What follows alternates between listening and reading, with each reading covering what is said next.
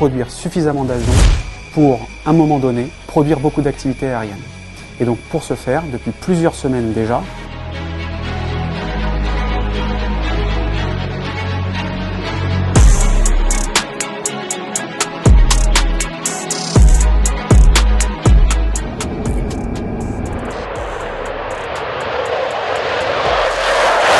Garde phare, Rogue 6-1. Rogue 6-1, maintient la position, elle est parfaite. 6-1, copy.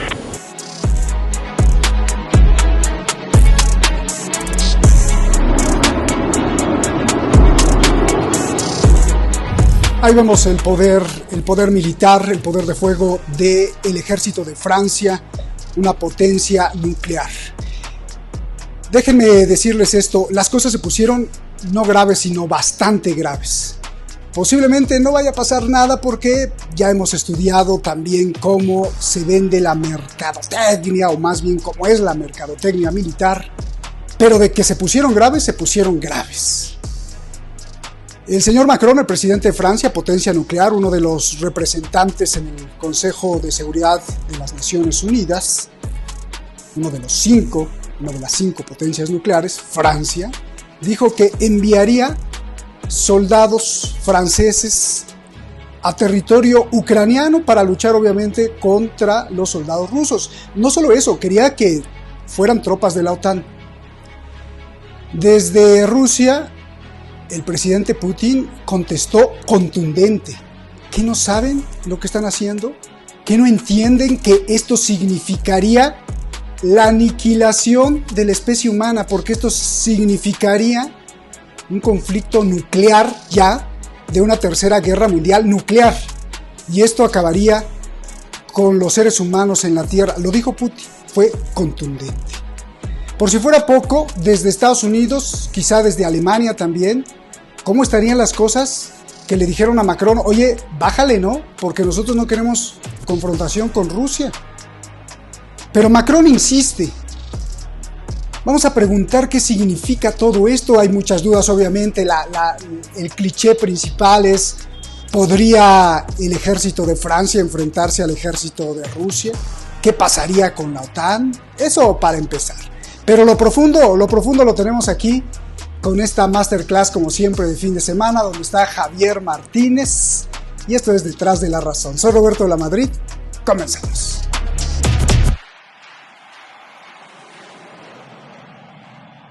Et nous avons la conviction, en effet, que la défaite de la Russie est indispensable à la sécurité et la stabilité en Europe. Оружие, которое может поражать цели на их территории. И что все они придумывают сейчас, чем пугают весь мир, что все это реально грозит конфликтом с использованием ядерного оружия, а значит уничтожением цивилизации. Они чего, этого не понимают, что ли? Et nous avons la conviction, en effet, que la défaite de la Russie est indispensable à la sécurité et la stabilité en Europe. Il y a quelques années, il fallait s'apprêter à ce que la Russie attaque les 10 pays. Et donc, très clairement, la lucidité est là, et le constat collectif est que, au fond, notre sécurité à tous est aujourd'hui en jeu.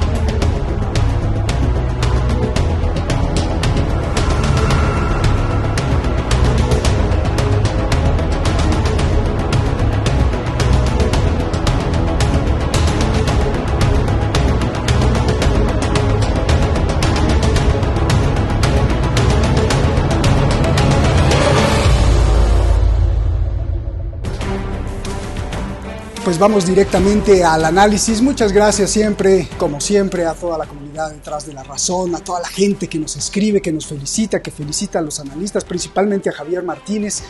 Gracias a todos por estar en este ciclo de incrementar la conciencia. No importa que estén de acuerdo, esto siempre lo voy a repetir, no importa que se esté de acuerdo con lo que se dice aquí, que se esté en contra, que se aplauda, que no se aplaude, que se contradiga. Lo importante es que nuestras neuronas trabajen y se incremente la reflexión, la crítica, la investigación y el análisis y por último la síntesis para poder contemplar un mundo más real, lejos de lo que los políticos nos venden, lejos de los que controlan el dinero nos venden.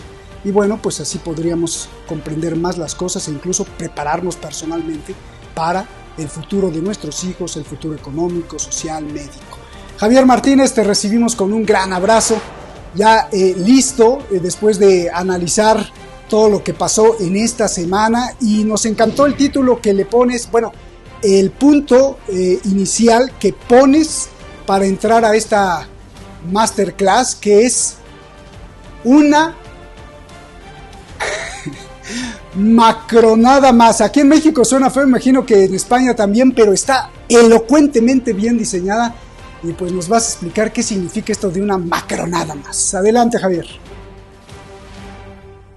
Voy a intentar, como siempre, primero diseccionando cuan cirujano los discursos de cada uno de los partícipes de esta macronada, de este postureo, de este nuevo tiro en el pie del señor Emmanuel Jean-Michel Frédéric Macron Nogués, 25º presidente de la República Francesa y también ostenta el título de copríncipe de Andorra, alias entre los íntimos Júpiter o Júpiter.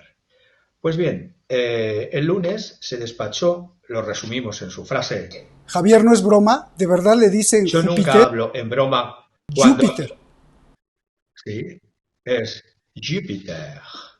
Y su partido Renacimiento, Renaissance.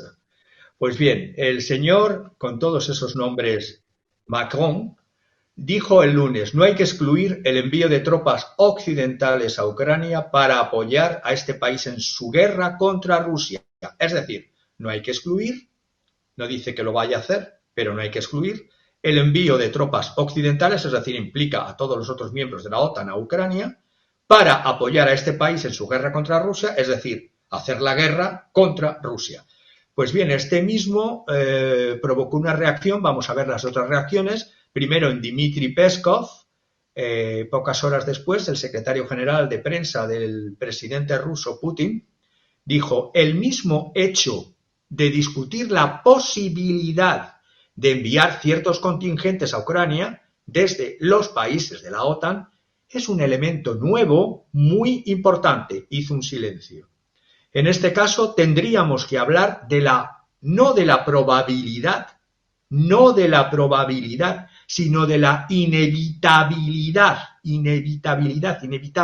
de un conflicto directo. A estas palabras de Dmitry Peskov, al ratito, por así decirlo, salieron en tromba los presidentes, el canciller alemán primero, Olaf Scholz, que aunque es fiel vasallo de Estados Unidos, trató de echar marcha atrás, conteniendo las palabras de su aliado francés, diciendo que se discutió que lo que se acordó desde el principio entre nosotros también se aplica en el futuro y, por lo tanto, no habrá tropas terrestres ni soldados de la Unión Europea, es decir, ni tropas terrestres, ni soldados de la Unión Europea, ni de la OTAN, es decir, ni de países europeos, ni de estados de la OTAN, para que quede bien claro. Lavrov también hizo una frase que resume un párrafo. Estos países, dicen, deberían evaluar y ser conscientes de la misma manera y preguntarse si esto corresponde realmente a los intereses de estas naciones y sobre todo, dice Lavrov, a los intereses de los ciudadanos de sus países, es decir, un conflicto directo Rusia, Unión Europea, OTAN. Recordemos que Emmanuel Jean-Michel Frédéric Macron Nogués, antes de meterse en política, trabajaba en la casa Rothschild o Rothschild, si lo digo a la inglesa, o Rothschild francesa, del 2008 al 2012. Pertenece a toda esa... yo estoy viendo en Europa una panoplia que todos están cortados por el mismo patrón, ya sean en Europa y en Occidente, ya digo de los jóvenes, porque luego tenemos al Senex Potus Biden. Pero bueno, si hablo de los que se incorporan en política como Macron, como Justin Trudeau, por ejemplo, curiosamente Macron tiene muchas traducciones, la palabra Macron en francés. Yo me he quedado con una de las muchas acepciones que significa Macron. Macron designa una partícula de una talla del orden de un grano de polvo, eso es un Macron en el concepto de... También significa un pueblo georgiano, los Macrons, que en la época del Imperio Persa eran vasallos del gran Shah de Persia, el Shah de Shahs. Es decir, los nombres a veces marcan los futuros y los caracteres de las personas. Quería decir que pertenecen a una panoplia Macron como Justin Trudeau, que Justin Pierre James Trudeau del Partido Liberal forman parte de eso, que son personajes que dan muy bien en las cámaras, que sirven muy bien para la fotogenia, para la imagen, como el presidente Sánchez, que eso en Francia, en la historia de Francia, existía una figura que eran los favoritos del rey. Los favoritos del rey, desde la época de Enrique II de Francia, siglo XVI, Enrique III, eran los llamados bonitos, les mignons y los archimignons, les mignons du roi y los archimignons du roi. Existía un tratadista político de entonces, Brampton, que decía, bueno, tienen esas formas como son ellos, se acicalan más que muchas señoras. Bueno, lo que estoy diciendo no es ninguna ofensa. El presidente Macron fue llamado al orden por la prensa internacional, llamado al orden entre comillas, por Associated Press, por United States Today News, por Le Point, por The Guardian, porque solo en sus 3 primeros meses de mandato, allá por el año 2017, se había gastado en maquillaje, con cargo a el impuesto de los contribuyentes franceses, $30.000, es decir, más o menos 26.000, 27.000 euros del 2017. Voy a algo que no, lo que digo tiene todo que ver. El New York Times ha analizado estas frases del presidente Macron el 28 de febrero, el analista Roger Cohen, y ha dicho que Macron se ha vuelto a pegar un tiro en el pie. Por eso yo he dicho que es una macronada, que es un mero postureo. Porque si bien, y comparto el análisis que hace Roger Cohen, que dice que ha sido útil, por una parte, para Rusia y para los países del mundo, de ver que los gobiernos de la OTAN han dicho claramente que no tienen intención de enviar ni a sus propias fuerzas a Ucrania, ni tampoco los países de la Unión Europea. intentando Cohen, este analista, que comparto su análisis, decir, ¿por qué dijo esto el presidente Macron? Que luego encima ha dicho, lo que dije, lo dije midiéndolo, sopesándolo, pensándolo. Pues bien, no debiera descartarse que estaba sintiéndose muy inteligente al dejar la puerta abierta a Macron a una intervención directa sin por ello comprometerse. Por eso dice, no excluyo una intervención. Pero la sola idea, como han respondido desde Rusia, de una posibilidad provocó no solo una reacción en Rusia, que vamos a entrar más detalle, sino incluso del que fue su ex jefe del Estado Mayor, el general Philippe de Villiers, que bueno, Philippe de Villiers se salió en el año 2017 por los desacuerdos de la política de Macron, decía que Macron no estaba en el 2017 a la altura de su función, y habló de un general, Philippe de Villiers, que es escritor, tiene un libro El día después, donde ya criticaba cómo había una reunión el 18 de octubre del 2019, antes de que existiese el COVID, la pandemia COVID, ya hubo una reunión en los Estados Unidos, en Nueva York, donde tuvo conocimiento este general que estas personas habían hecho un experimento de una pandemia COVID antes de la propia existencia COVID. Pero bueno, no voy a entrar en ese tema.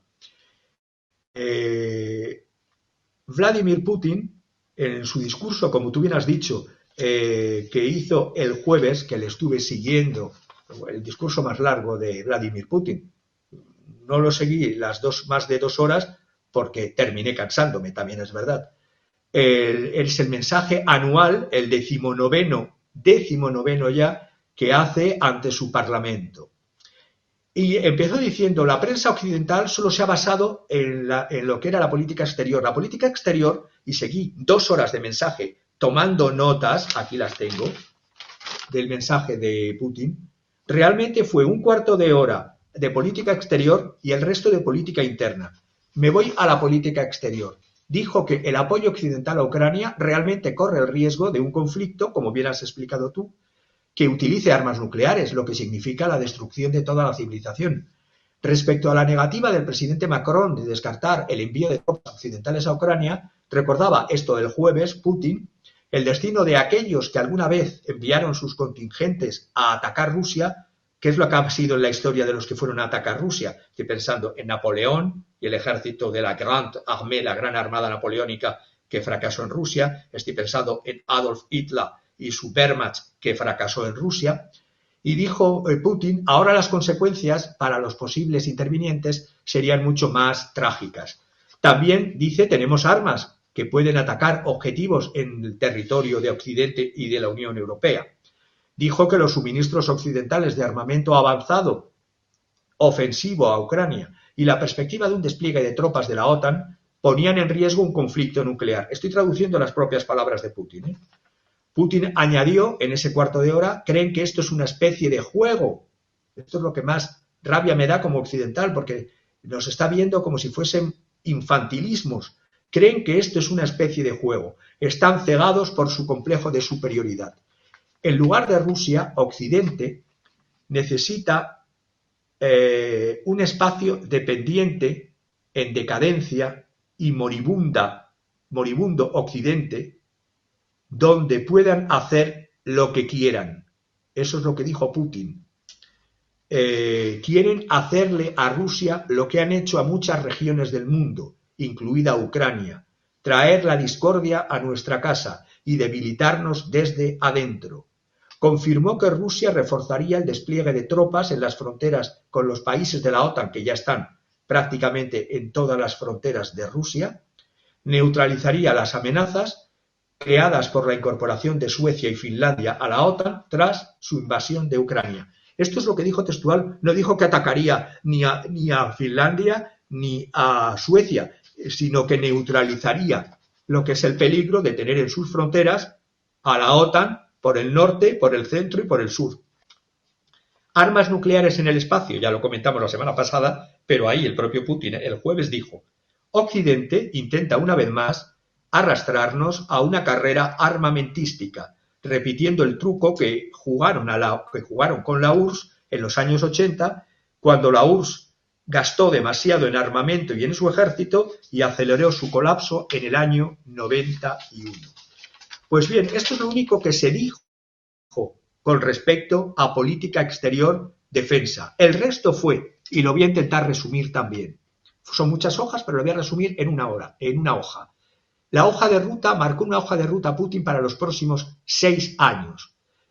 Comentó que el coste de la vida en Rusia es el más barato, el 94% de los países del mundo. Teniendo en cuenta eso, dijo que el PIB per cápita de Rusia, PIB per cápita, es decir, el PIB dividido por número de ciudadanos y a su vez entendido como paridad de poder de compra, os explico lo que es la paridad de poder de compra. Es decir, se analiza el coste del bien en la moneda 1, en este caso el rublo, y el coste del mismo bien en la moneda, por ejemplo, dólar. Entonces, ahí se ve, aunque el PIB de Rusia sea, en el año 2022 era la 8ª economía mundial, pues bien, si luego lo dividimos por PIB por cabeza, decimos los salarios rusos son bajos, comparado con los de Occidente, por supuesto, pero el coste de la vida es infinitamente más bajo en Rusia que en países como España, por ejemplo. Entonces, cuando se habla, y dijo el presidente Putin, que en los próximos 4 años quiere incrementar el salario mínimo e indexar el salario mínimo, quiere pasar de los 16.242 rublos a 35.000 rublos. 35.000 rublos mensuales son 354 euros, pero con 354 euros se hacen más que con 30.000 euros, por ejemplo, en muchos países de Europa. Por eso habla de la paridad del poder de compra. No es que diga que su PIB va a ser más grande. Cuando dice que va a ser potencia en Europa es porque las cifras que nos están dando, y no Putin, sino las cifras que nos están dando desde el Fondo Monetario Internacional, ya estamos viendo que a pesar de tener la última ronda de sanciones, la 14ª ronda de sanciones por parte de la Unión Europea, señora von der Leyen, hace unos días, Rusia está produciendo por encima de Alemania en su nivel de crecimiento. Y repito, con unos salarios que, aunque sean infinitamente más bajos, el coste de la vida también es infinitamente más bajo y proporcional. Habló de inversiones aparte de subir los salarios gradualmente en los próximos 4 años, que se duplicasen los salarios. También habló de la formación de personal, habló de inversiones en el 2030 para 8,3 millones de habitantes en 20 años, que Rusia tiene también problemas de demografía y que promocionaría con ayudas y subvenciones el nacimiento de hijos en las familias rusas. Habló también de un sistema de orientación profesional desde el bachillerato, el equivalente al bachillerato, potenciar sectores como la electrónica, la defensa, farmacéutica, y no solamente hacer visitas a museos los estudiantes, sino hacer visitas a las empresas. Habló de alianzas con las escuelas e inversiones de 120.000 millones de rublos para alianza escuela, universidad, empresas. También habló de renovar 800 universidades y centros de enseñanza superior. Dio la cifra de incrementar 25 nuevos campus y 140 tipos nuevos de formaciones. Habló también de una inversión de 400.000 millones de rublos en educación. También habló de bajar los impuestos a las regiones para que con la tasa que las regiones tienen que dar a la federación, mejor dicho, el porcentaje que las regiones tienen que dar a la federación lo baja para que desde las regiones puedan ser más autónomas en el cumplimiento de sus objetivos locales y regionales. Habló de potenciar esta descentralización de las regiones. Se centró en varias regiones como las del Cáucaso, como la de Kaliningrado y como las nuevas incorporaciones de Donbass. Habló también de la clave del crecimiento industrial, que es la investigación científica, y destinó, curiosamente, se dijo que se destinaría el 2% del PIB en el año 2030, lo que nos piden a nosotros el 2% para gastos de la OTAN. Ese 2% en Rusia se va a destinar a I+D. Terminaría diciendo que va a fijar en la política de las empresas siempre desde una política de intervención estatal de apoyo a las pymes, de la regla del ROI, del retorno de la inversión y de la eficacia. Habló de que han tenido la mayor cosecha agrícola de toda la historia de Rusia, que no solo es autosuficiente para alimentarse, sino para alimentar a terceros países. Habló también del déficit demográfico, como he dicho, de hacer inversiones en robótica para suplir, mientras crece la población, muchos puestos con robótica. Habló de una reconversión y reindustrialización y la creación de 134 escuelas de ingenieros nuevas, y así de la reindustrialización de Rusia. Eso, muy en resumen, las 3/4 partes de las 2 horas que escuché fue política económica y política regional, y Occidente, los media de Occidente, solo se han basado en el cuarto de hora, a lo sumo 20 minutos, que lo he comentado antes. Eso es como se manipulan las informaciones. Me tragué un discurso de prácticamente 2 horas y media, tragué 2 horas y 10, porque ya no podía más. Pero la realidad es lo que os estoy contando. Traduciendo literal, lo escuché en francés y me lo había grabado en inglés para que no hubiera ninguna duda. Y la traducción es las tomas de nota al pie de la letra de los traductores rusos, del ruso al francés.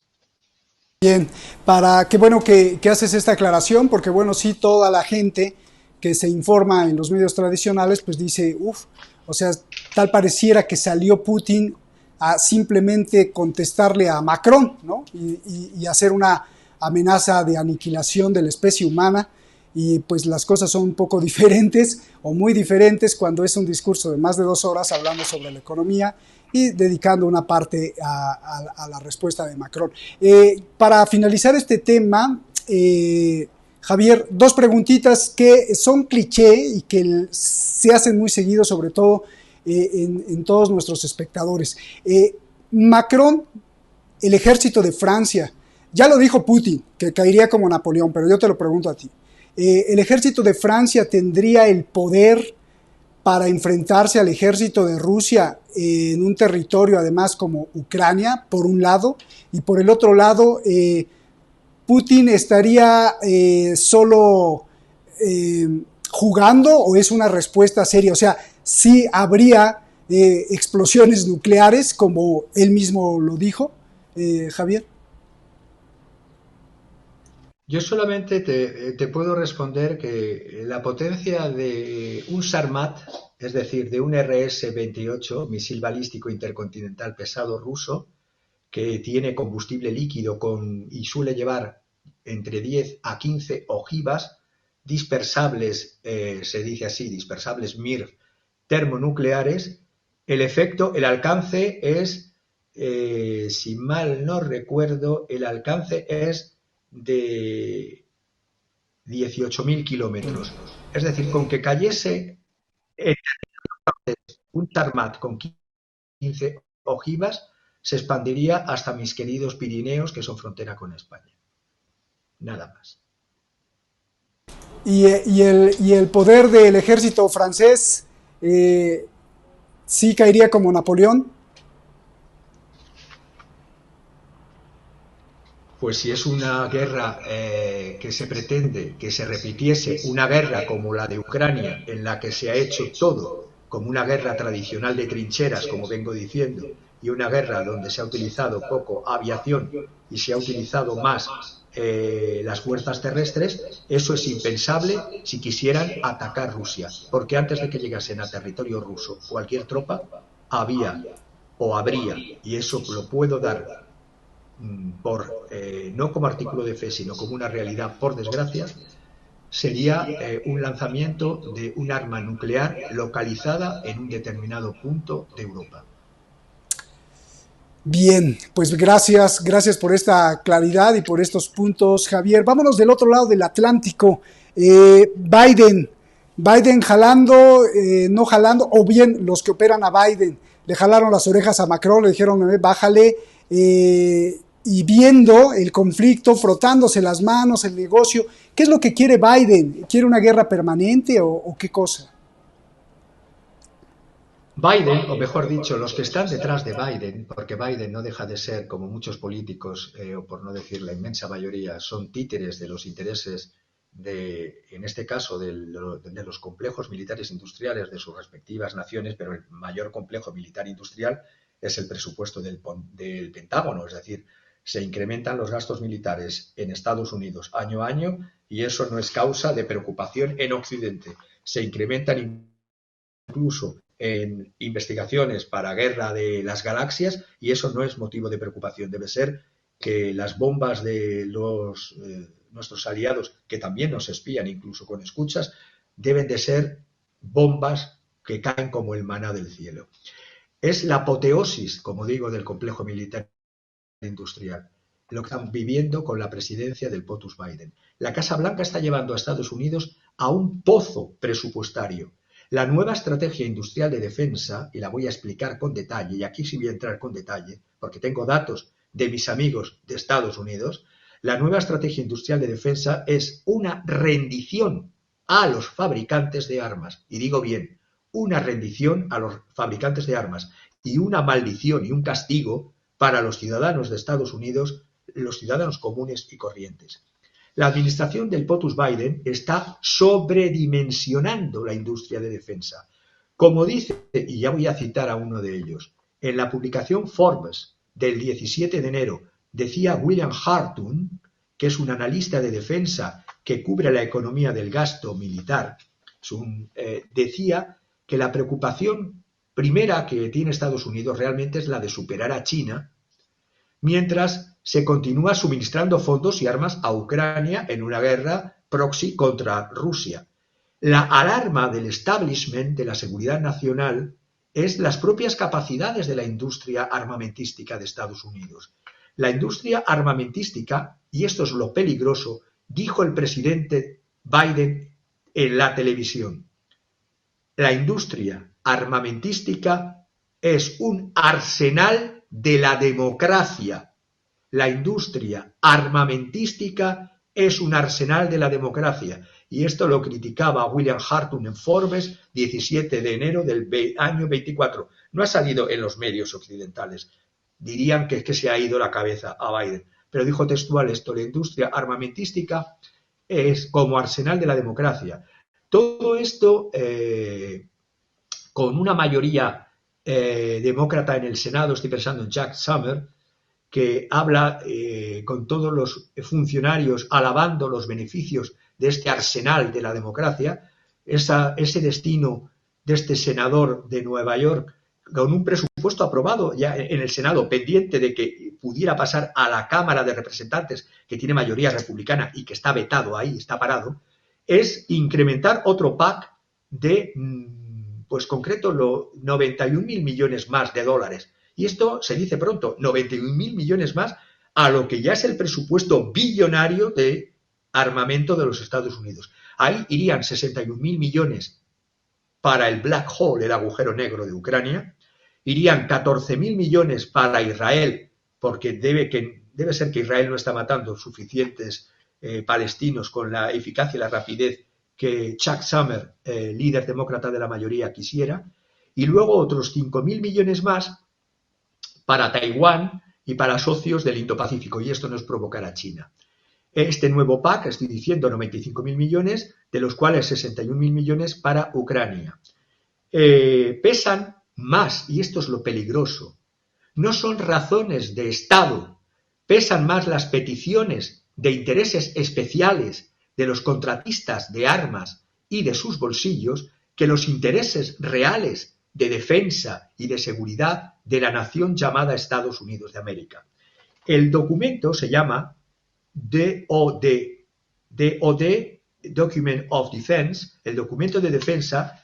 En primer lugar, los documentos de defensa que están aprobados por el Departamento de Defensa, este nuevo documento no propone tomar decisiones difíciles sobre algo tan fundamental, sobre qué armas hay que elegir, qué tecnologías hay que financiar. No, aquí se trata de dar volúmenes de dinero, no detallando qué armas y qué tecnologías. Dice el documento textual, El Departamento de Defensa necesita avanzar agresivamente hacia capacidades innovadoras de próxima generación mientras continúa mejorando y produciendo en volúmenes significativos los sistemas de armas convencionales que ya están en la fuerza. Hay que aumentar la financiación de los sistemas actuales y al mismo tiempo destinar incontables miles de millones a más armas de próxima generación. Es un presupuesto que ya va a alcanzar o podría alcanzar el billón, y hablo de billón americano, el billón de dólares o más si nos adentramos después del 2024-2025. Se intenta o se dice que hay que mantener una cierta capacidad de respuesta. Por supuesto hay que tener una capacidad de respuesta, pero más de un billón de dólares que podría hacer frente a crisis, de hecho no lo ha hecho, a una crisis como la de Ucrania. ¿Y dónde queda la diplomacia? El trabajo de la diplomacia. ¿Dónde queda el trabajo de la no provocación? Porque todo esto que se está tramando en Estados Unidos para una posible ya no guerra con Rusia, que ya se está haciendo como guerra indirecta, sino de una posible guerra ya con China y al mismo tiempo seguir ayudando a Ucrania en la guerra de Estados Unidos, la Unión Europea y la OTAN contra Rusia, pues no sé si va a dar la vaca para tanto, porque con un presupuesto de 1 billón y con todo el presupuesto de la OTAN estamos como estamos en el tercer año de guerra ya en Ucrania. ¿También un frente con China? Bueno, yo solamente hablo que este analista, del cual asumo y comparto algunas cosas y las otras no las comparto, este es analista, este hombre William Hartung, del Quincy Institute for Responsible Statecraft, y también es del Watson Institute de la Universidad Brown, de la Brown University. Tiene un blog además sobre Cost of War, costes de la guerra, sobre el gasto y las capacidades. Dice una cosa con la cual no estoy de acuerdo. Dice, por una parte, que si bien Estados Unidos supera con creces a China en capacidades militares tradicionales, con muchas más armas nucleares, dice Estados Unidos tiene 13, proporción de 13 frente a 1 de China, y tiene una armada más poderosa, con una potencia de fuego, bueno, pues muy poderosa, pero la atacan los hutíes, pero bueno, una armada mucho más poderosa, con una potencia de fuego y una flota mucho mayor de submarinos. Yo veo un problema y si tuviese al señor Hartung le diría, ¿realmente conocemos el presupuesto oficial real de la República Popular China? ¿Nos podemos creer las cifras o están omitiendo los chinos elementos clave y Beijing puede comprar otra cosa? Beijing puede comprar más con menos debido a la diferencia en el poder adquisitivo del yuan frente al dólar. Recordemos, porque hay que estudiar mucha historia para no repetir los errores de la historia. Cuando se enfrentó el Imperio ruso con el Imperio japonés, en la primera guerra ruso-japonesa, jamás se pensaba que el Imperio ruso, que tenía una flota extensa en el Báltico y en el Pacífico, iba a ser vencido por el Japón creciente en aquel entonces. Recordemos el desastre de Port Arturo. Hay además áreas de tecnología emergentes como los sistemas impulsados de inteligencia artificial, que ahí los chinos están desarrollando barcos sin piloto, aviones sin piloto, vehículos, drones sin piloto, misiles hipersónicos chinos. Me quedo más con lo que dice Michael Clare, que dice de los peligros de estas tecnologías emergentes, porque un uso descontrolado de estas tecnologías podría provocar incluso también una matanza automatizada o un intercambio nuclear. Si los drones llegan y dan en donde no tienen que dar, y pensamos que con ser tecnologías menores que la nuclear no pueden provocar un conflicto nuclear, también pueden provocar, como dice Michael Clare, un conflicto nuclear. Los profetas de la guerra, cuando yo llamo de los profetas de la guerra, hablo de compañías como Lockheed Martin, que es una de las que están en el origen de este complejo militar industrial. Con datos del 2010, para que os hagáis una idea, esta empresa en el 2010, solo esta empresa, la Lockheed, recibió 25.000 millones de dólares por año en contratos con el Pentágono. Estos datos los tengo además contrastados, que eran en aviones, municiones, un abismal programa de defensa antimisiles, no del tipo Star Wars, pero parecido, también de satélites espías que monitorean las conversaciones de los ciudadanos de los Estados Unidos. Esto también es importante, espiar a los propios ciudadanos. Y repito, el mayor desafío que plantea Pekín o Beijing es que se pueda apoderar de Taiwán a la fuerza. Hombre, si siguen las provocaciones, no creo que China caiga en la trampa del oso ruso, que ya he explicado lo que era la trampa del oso ruso, cayendo en una invasión en Ucrania y China cayera en una invasión en Taiwán. Creo que no. Pero sí está acelerando la producción de tecnología, como son los enjambres de drones. ¿Eso no lo tienen en cuenta los analistas del Pentágono? ¿O es mejor seguir con la carrera armamentística que propulsar el diálogo, la diplomacia, la distensión y la defensa del status quo que se ha mantenido hasta ahora de una sola China y de dos sistemas? Que, ojo, esto lo propuso un presidente de Estados Unidos, Richard Nixon, y un secretario de Estado que ha fallecido recientemente, que todos sabéis quién es, que murió centenario. Los Estados Unidos han de renunciar a apoyar la independencia de Taiwán. Tienen que evitar relaciones políticas estrechas con Taiwán, no darles estatus de Estado, a lo que jurídicamente el derecho internacional no lo tiene. Taiwán no está reconocido por Naciones Unidas como Estado. Hay solo una China reconocida en el Estatuto Internacional desde la época de Henry Kissinger y del presidente Nixon. Esto, de seguir así, incrementando tensiones, incrementando gastos de defensa, corre el riesgo de una escalada nuclear, por supuesto. Los gastos de defensa USA son, ya digo, cercanos al $1 billón. La carga para los contribuyentes en Estados Unidos es monstruosa. Luego hay que recortar en otras áreas, como son áreas sociales y áreas del presupuesto ciudadano. La nueva estrategia que explico y intento terminar, industrial de la defensa nacional de la administración POTUS-Biden, que es la NDIS, la New Defense Industrial Strategy, que tiene una calendarización de 3 a 5 años, este documento que he dicho antes, el DOP, que lo presentó en el Pentágono el día 11 de enero de este año, curiosamente fue presentado por 2 mujeres y 2 afroamericanas. ¿Por qué digo esto? Porque en toda la historia siempre se ha puesto el mito de que la mujer era el símbolo de paz, desde los cuadros clásicos de David en el Museo del Louvre, donde las mujeres separan a tirios de troyanos, donde las mujeres separan en el rapto de las Sabinas a los romanos de los sabinos. Pues no, bien, no hay mayor vasallo, y en esto voy a ser irónico, no hay mayor vasallo fiel que aquel escogido entre los esclavos y entre los explotados para luchar por los intereses de la propia clase y en beneficio de la clase dominante. Es decir, la mentalidad servil e intolerante de los que en España llamamos en historia del converso. Estas 2 mujeres y afroamericanas, hicieron una defensa del incremento guerrero más que un discurso de Adolf Hitler en Múnich. Desde la base industrial de la defensa existente hacia lo que llaman, y lo curioso es que lo venden todo como ecológico. Dijeron que hay que hacerlo desde la base industrial de defensa existente hacia un ecosistema, ¿por qué meten la palabra eco?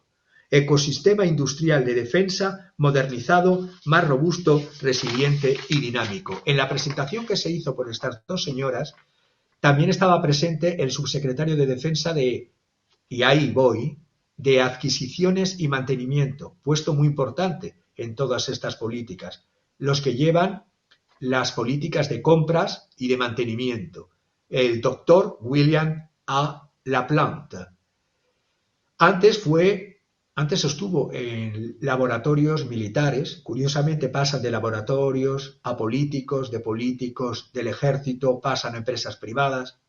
En la Draper Laboratory, una empresa de I+D con soluciones tecnológicas avanzadas en exploración espacial, seguridad nacional, también atención médica. Debe ser que la farma y la guerra dan buenos intereses, y también, curiosamente, en el sector de la energía. Este NDIS, dicho por William Laplanche, este nuevo presupuesto, reconoce que la seguridad económica, habla ya de ligar la seguridad económica a la seguridad nacional de Estados Unidos y dice que se refuerzan mutuamente. ¿Por qué? Es lo que intento explicar desde hace semanas. Las economías de Occidente van hacia lo que en economía llamamos economías de guerra. Es decir, en vez de producir para el bienestar social, para una economía social, se está intentando producir para la guerra, porque es más beneficioso producir para farma, producir para energía y producir para guerra, que se saca más plusvalía que producir en los sectores de bienestar social. Y lo dice, y repito, el doctor William Laplanche, que es el subsecretario de Defensa con Biden para adquisiciones y mantenimiento.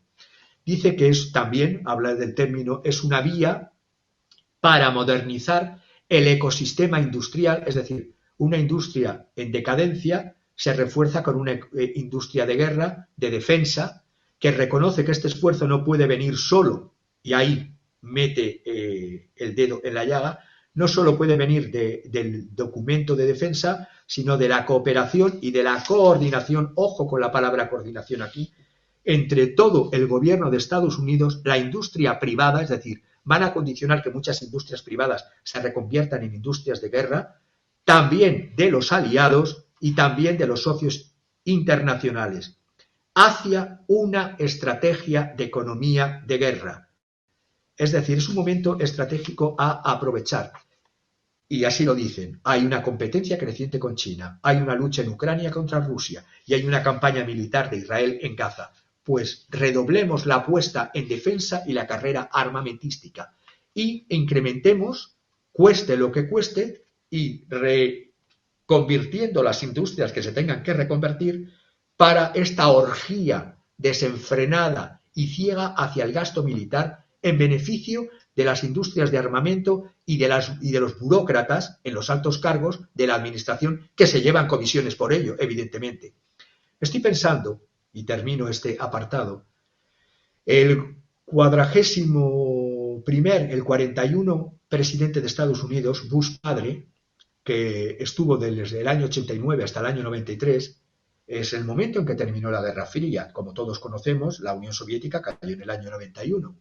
En ese momento, el complejo militar industrial se dio cuenta que no tenía motivaciones para justificar incrementos y que se tenía que concentrar, contraer. Pues bien, hubo en ese complejo militar, en esos años, ya había sido denunciado, repito, por Dwight Eisenhower, pues en la época del primer Bush, de Bush padre, esa reducción y esa concentración se les dijo por parte del Ministerio de Defensa a los propios contratistas, hay que reducir competencia, hay que reducir innovación, aunque sea incrementando corrupción, y hubo una reunión, la llamada La Última Cena en el Pentágono, en el año 93, donde entonces estaba el secretario de Defensa Les Aspin y su adjunto William Perry, que luego le sucedió en el cargo, donde reunió a todas las industrias de defensa y les dijo, como no tenemos motivo para seguir incrementando los volúmenes que teníamos hasta entonces, es como decir, ya nos inventaremos un motivo. Luego después el hijo, Bush hijo, se inventó lo de la guerra contra el terror después del 11S y el presupuesto volvió a incrementarse. Pero en ese momento, la industria civil en defensa, en el año 98, empleaba 2 millones menos de personas y había una caída de empleos en defensa porque había pocos pedidos de en torno a 1.000 empleos por día. Pues en esa última cena se les dijo, os concentráis y os fusionáis o veréis lo que hacéis. Y respondió el entonces director de la Lockheed Martin, Norman Augustin, en un discurso en el año 96, dijo, bueno, será mejor que haya más competidores porque así a mayor competencia hay mayor innovación y menos corrupción. Y desde el Ministerio de Defensa del presidente Bush padre le dijeron, no nos importa tener menos competidores, queremos competidores más fuertes, más concentrados, a tener varios competidores. Mejor que 10 competidores fuertes, con un futuro dudoso, porque de momento los pedidos se están reduciendo, es mejor tener 2 fuertes con un futuro esperanzador. Y esto lo llaman la economía de libre comercio. No les importa ya el oligopolio, no. Ya se va la tendencia es a la concentración y del oligopolio al monopolio. Y luego estas empresas son las que contratan a los militares cuando salen de sus funciones militares. Estoy pensando que de la competencia al oligopolio, lo que antes, en estas fusiones, lo que antes eran, antes de la última cena que estoy comentando, había unas 15 empresas, luego se redujo a 5 empresas: Lockheed Martin, Boeing, Northrop Grumman, Raytheon y Litton. Bueno, la concentración ha sido todavía mayor si lo miramos ahora.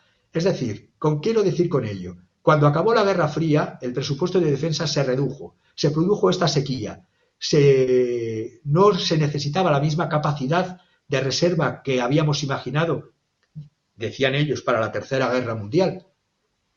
Y entonces, ¿qué es lo que pasa? Se les dice que se concentren las empresas, que se reduzcan, aunque sea esquilmando innovación y esquilmando competencia, pero eso sí, esto hace que luego después, en el momento de la invención de la nueva amenaza de seguridad nacional, que era la guerra en Irak y la guerra en Afganistán, porque era la guerra contra el terror, había que incrementar y había que negociar. Antes se negociaba con 15, ahora se negocia con 5 y menos.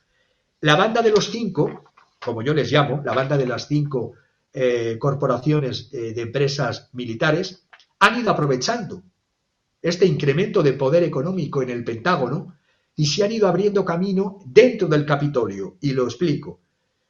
Hacen crecer la base industrial militar en el transcurso de una generación, es decir, hacer crecer, estoy traduciendo, hacer crecer la base industrial militar en el transcurso de una generación, como pretende el POTUS Biden, solo empoderaría aún más a los fabricantes de armas en la economía de Estados Unidos y en la economía de la Unión Europea.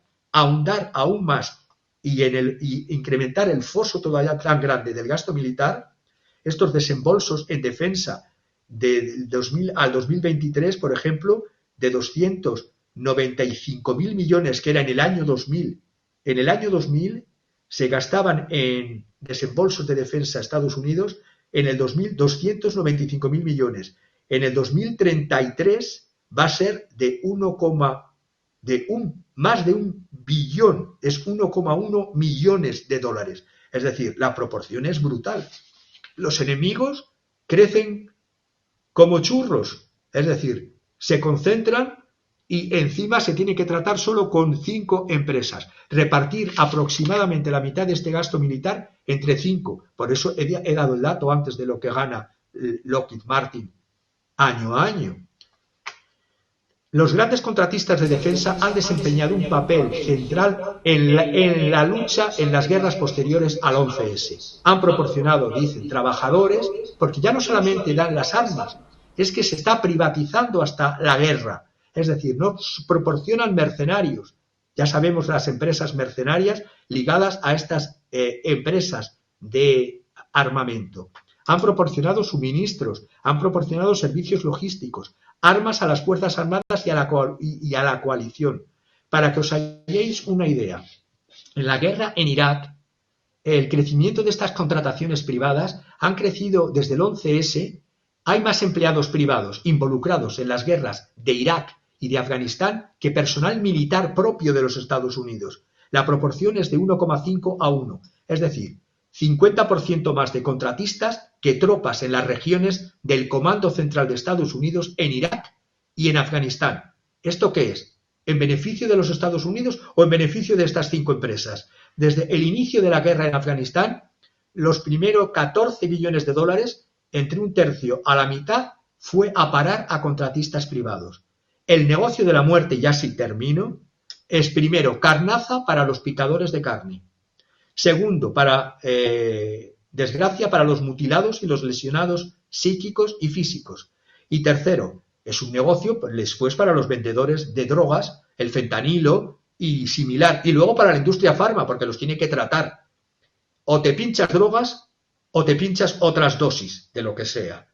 Es decir, estamos en una situación que el capital a finales del siglo XX, principios del siglo XXI, es un narcocapitalismo, es una necropolítica, van de la mano el narcotráfico, el tráfico de armas el tráfico de personas y los pagos a los contratistas en el 2001 eran de 140.000 millones, en el 2019 de 370.000 millones y del año 20 al año 22 todo lo que se ha gastado en vacunas COVID Pharma ha ido gran parte a estos 5, que ahora son 4, Lockheed Martin, Boeing, General Dynamics, Raytheon y Northrop Grumman.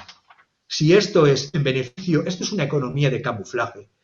La contratación militar se dice que es para el ejército de Estados Unidos, que ha dicho la proporción que es para empresas privadas, también de mercenarios privados y de 4 contratistas de armas. Y termino.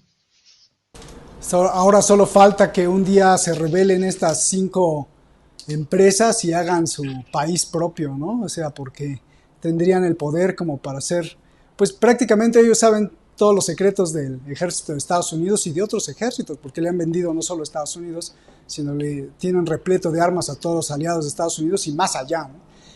Hasta creo que en Brasil o en Argentina tienen armas que venden estas armadoras. Bueno, hablando de la guerra, Javier, uno de las capas del tejido de la guerra, pues es justamente esta, ¿no? El ejército, la cuestión militar, la promoción militar, la fabricación militar, pero otra de las capas del tejido es sin duda la inteligencia. Este concepto abstracto pero muy real en los gobiernos, que son pues los planes secretos, la planificación, la organización para entender qué está haciendo el rival, la estrategia secreta, porque no es la pública, la estrategia con respecto al contorno internacional y sobre todo también el espionaje. Hablando de esto y de la guerra en Ucrania, ¿por qué nombras un punto como un llamado de auxilio, un SOS de parte de la comunidad de inteligencia de Ucrania? ¿Qué están pidiendo y por qué este SOS? Adelante, Javier. Los dos lados, una publicación en Telegram, por una parte del Comité de Inteligencia de Ucrania, que ojo, voy a explicar lo que es, no es el servicio de seguridad ucraniano o el servicio secreto clásico, el SBU, no, este no es el SBU. El Comité de Inteligencia de Ucrania tiene las siglas HURMO o GURMO. Desde el golpe de Maidán fue una creación o unión al 100% con la conexión CIA. Están en Kiev, en la dirección en Electric Kiev Street número 1, en la península de Rivalsky, en el centro de Kiev. Y repito, no es del Estado Mayor de las Fuerzas Armadas de Ucrania. Sí está ligado al poder político y es, por así decirlo, muy ligado con la CIA y con el MI6. Dijo que en la primavera, es decir, dentro de unas semanas, va a haber intentos en Ucrania de incitar a conflictos dentro de Ucrania. Ya sabíamos también que vence el mandato de Zelensky, ya expliqué la semana pasada, que se va a poner en duda la legitimidad de Zelensky, que mantiene el país en un estado con la ley marcial y por eso dice que no quiere ni puede hacer elecciones, es una excusa, y que después del 20 de mayo, fecha final del mandato, puede verse cuestionada. Hizo un llamamiento a los ciudadanos y a los socios occidentales para que refuercen las medidas de control. Estoy hablando, repito, de lo que es este organismo, el URMO o el GURMO, que es la CIA Connection de Ucrania. Hace este llamamiento también a los socios occidentales y a los ciudadanos de Ucrania para que refuercen las medidas de control y de seguridad integrales, porque creen que el avance ruso que se está produciendo a través de lo que son las líneas de contacto, pensemos que la línea del frente es un frente de más de 1.000 kilómetros, de 620 millas, primero fue la toma de Bakhmut en mayo del año 23, el año pasado, y ahora con la toma pasada de Avdiivka, la ciudad campo de batalla desde el 2014, se va acercando hacia el eje de Robotine, Fearbov en Zaporizhia. Pues bien, este avance ruso, por una parte, concatenado con protestas contra el servicio militar obligatorio y contra la ilegitimidad de Volodymyr Zelensky a partir del 20 de mayo, todo esto lo tienen que presentar como propaganda rusa y Rusia anunciarse, ya lo veréis dentro de unos días, cómo se va a anunciar todo esto, que Rusia está conspirando para orquestar un contra-Maidan o un Maidan 3, porque para ellos mismos se delatan con eso, porque Maidan solo hubo uno. Pues no, Maidan hubo el Euromaidan del 2013-2014, pero anteriormente hubo la Revolución Naranja del 2004 y del 2005. Zelensky está planeando pedir al Tribunal Constitucional de Ucrania que se pronuncie sobre la idoneidad de no hacer elecciones durante la ley marcial, que le dé legitimidad para conservar su legitimidad después de este 20 de mayo. Por medios turcos me ha llegado también que los líderes del partido de la oposición, Petro Poroshenko y Yulia Timoshenko, han propuesto formar un gobierno de coalición para evitar esta crisis de legitimidad. Estamos hablando de oposición no molesta a Zelensky, en cierta manera, porque la oposición molesta para Zelensky o ha sido decapitada, degollada, o está en el extranjero. Y luego hablamos del régimen democrático de Kiev también. Entonces, esta oposición permitida, entre comillas, de Petro Poroshenko y de Yulia Timoshenko, ha ofrecido a Zelensky un gobierno de coalición, pero han sido reprendidos automáticamente, y esto me llega por medios turcos, han sido reprendidos por el jefe del Consejo de Defensa y de Seguridad Nacional, Oleksiy Danilov. Esto que han propuesto ellos, ya lo dijeron desde Estados Unidos el 18 del 12 del año pasado, y fue publicado en la revista Político, y se puede comprobar en Político del 18 de diciembre, en un artículo llamado Ukraine Needs a Government of National Unity, firmado por un miembro senior de Político, Adrian Karatnitsky. Es una consigna dictada desde Washington, ahora es dictado desde el interior de Kiev, pues les ha sentado muy mal a Zelensky y les ha llamado al orden. La realidad es que en la encuesta de índice de confianza en Zelensky, solo 2/3 de ucranianos confían en él. El Ukrainska Pravda del 4 de diciembre, en una encuesta rating, hablaba en una muestra de 2.000 personas, 1.000 con entrevistas personales y 1.000 con entrevistas telefónicas, y con un error del 2,2% de esta bajada en personas, ciudadanos, que confían en Zelensky, más aún cuando se produzca el vencimiento de su mandato. Los reclutadores de personas en Ucrania ya tienen un nombre, les llaman ladrones de personas, los people snatchers, porque van recorriendo las ciudades y los pueblos de Ucrania en busca de hombres de 18 a 60 años, y no importa que estén excluidos por discapacidades físicas o psíquicas y que tengan papeles médicos, se les pasa con tácticas de movilización coercitiva, con reclutamientos a la fuerza, y esto lo dice el New York Times, es decir, no lo dice Moscú, lo dice el New York Times. Thomas Gibbons-Neff, con el cual tengo contacto, Thomas Gibbons-Neff, desde el 15 de diciembre se están produciendo denuncias contra estas prácticas de reclutamiento a la fuerza que no respetan ni los partes médicos de discapacidad, incluso discapacitados mentales les están llevando al frente, incluso les convocan a citas médicas que son falsas, pero que son luego reclutamientos a la fuerza, no solo contra los que se evaden contra el servicio militar obligatorio, no, sino contra los que están declarados exentos. Y sabemos que Ucrania está desde febrero del año 22 bajo la ley marcial, y hombres con uniforme de camuflaje se llevan a jóvenes, los quitan los teléfonos, los hacen firmar un papel que no saben lo que firman, y ya vemos que las cifras de víctimas ya superan los 150.000, según funcionarios de los Estados Unidos. Han sido despedidos 24 jefes de reclutamiento ucranianos porque hacían la vista gorda a quienes les pagaban a partir de $1.000 por soldado para que no pasase por la oficina de reclutamiento, y se han dado 100 casos ya que están judicializados desde noviembre del año pasado y están siendo investigados por los tribunales ucranianos. Todo esto tiene que ver de cómo la propia CIA se apoderó, y el MI6 se apoderó de Ucrania, y esto lo ha sacado ahora. Yo ya lo tenía, no lo he dicho nunca en ningún programa, yo lo tenía desde hace un año, pero siempre me gusta contrastar no solo lo que recibo de un lado, sino que lo recibo de otro. Esto lo he recibido ahora del New York Times a través cómo esta agencia que he dicho antes, no la SBU, sino la HURMO o la GURMO, cómo esta agencia ha sido realmente creada, y lo dice dos premios Pulitzer del New York Times, Adam Entus y Michael Svirch, que dicen con un informe larguísimo, que no nos da tiempo ahora, que lo ha traducido la revista italiana al Antidiplomático. Yo tenía los datos de hace un año del Antidiplomático. No lo quise comentar porque parecía que solamente tenía la visión de una parte. Ahora también desde Washington se dice esto. Es decir, el New York Times revela cómo tras el golpe de Maidan en el 2014, la CIA tomó posesión de la Ucrania golpista y preparó todas las opciones agresivas contra Rusia antes incluso de que Rusia se hiciera con Crimea.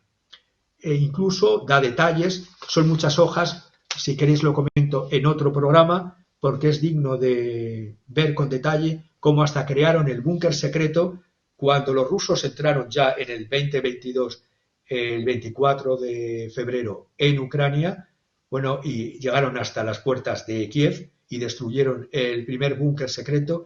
La CIA y el MI6 lo ha vuelto a reconstruir y tengo parte de las conversaciones secretas que ya el propio New York Times se atreve a publicar y que yo tenía, repito, desde hace un año por vías italianas. Muchísimas gracias, Javier. Qué buena información y, como siempre, qué buenas fuentes tienes. El último punto es, pues, algo ecológico que seguramente a ti te gusta mencionar, los Greta Boys.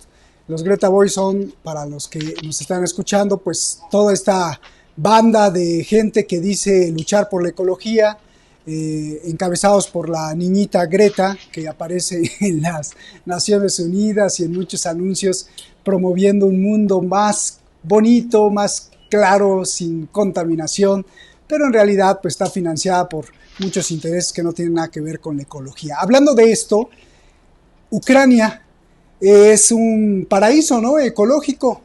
¿Cómo ha quedado el suelo, la tierra fértil de Ucrania, o cómo está invadiéndose de tóxicos? Adelante, Javier. ¿Cáncer?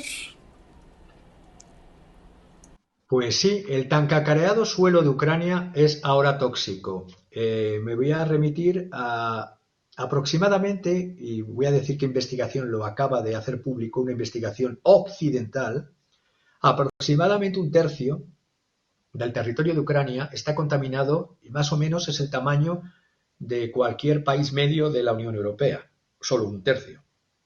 Después de más de 2 años de guerra, esto tiene graves consecuencias potenciales para el suministro mundial de alimentos.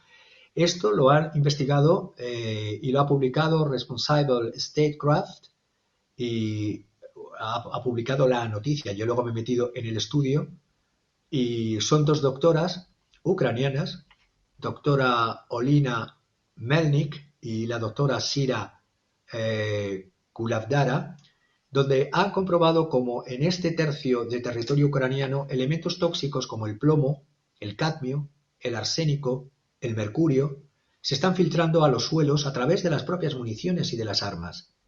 Si no se identifican, ponen la voz de alarma, si no se identifican, si no se registran a tiempo las posibles zonas de contaminación, estas sustancias nocivas pueden entrar en la cadena alimentaria y volverse cancerígenas.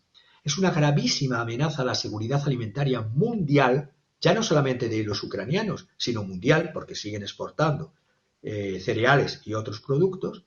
Y bueno, y por cierto, van a ser miembros de la Unión Europea y van a circular sus productos por toda la Unión Europea. Gravísima amenaza, dicen estas 2 investigadoras ucranianas, a la seguridad alimentaria mundial y a las oportunidades de exportación que tienen estos oligarcas y estas transnacionales que he comentado, porque realmente poco va a tener el pueblo ucraniano, van a ser los oligarcas y las transnacionales occidentales allí instaladas. De no actuar, ahora se podría provocar el deterioro de la salud humana, pero bueno, como es todo un más a más, primero con la pandemia COVID, después con la guerra en Ucrania o con las matanzas en Gaza, y ahora si se reduce, estas investigadoras han dicho que antes de la guerra dependían de estos cereales ucranianos 400 millones de personas en todo el mundo para sus suministros de alimento. Pues bien, Si en el año 2022 50 millones de personas de 45 países estaban al borde de la hambruna y esto se sigue incrementando, y estos productos van a estar contaminados de plomo, cadmio, arsénico y mercurio, pues bueno, el acabar con 400 millones de personas más rápido o menos rápido va a ser coser y cantar. Las municiones gastadas y las armas químicas pueden contaminar el suelo durante décadas o más. Si encima entran en la Unión Europea, es un peligro también para la ciudadanía europea. Ahora entiendo por qué los agricultores polacos y húngaros no quieren muchos productos ucranianos porque dicen que están contaminados. Estas investigadoras lo están demostrando. Esta libre circulación de mercancías, no solo de personas y capitales, que es entrar en la Unión Europea, puede ser también una bomba de relojería contra la ciudadanía de Europa. La tierra no es un recurso renovable. Greta Boys, estoy de acuerdo con vosotros, pero de esto, chitón, no decís ni mu. Los suelos, la capa fértil, se forman a lo largo, dicen estas investigadoras, de miles de años. Solo se forma 1 centímetro de suelo cada 200 o 400 años y 20 centímetros cada 5.000 a 6.000 años. Pues bien, las tierras negras de Ucrania y estos 1/3 ya del territorio ucraniano contaminado, dice, esto se ha expuesto en una investigación de la John Innes Center Magazine, en su publicación Advance número 32, se puede consultar en internet con el jic.ac.uk de Ucrania, y es la investigadora María Elena Semero, que es la Deputy Director General of the Food and Agriculture Organization, y habla justamente del Soil, the Foundation of Life on Earth. Las operaciones militares que se llevan a cabo desde hace ya más de 2 años están destruyendo lo que se ha formado durante miles de años como tierras negras. Y termino. Los casos de contaminaciones por guerras los hemos visto y son pruebas en el sudeste asiático, los campos de Laos, de Camboya, de Vietnam, los conflictos en Oriente Medio y en África. Más de 50 países además están siendo afectados no solamente por la contaminación de los suelos, sino por las minas terrestres que existen y en Ucrania, y por los explosivos varios que todavía no han sido detonados.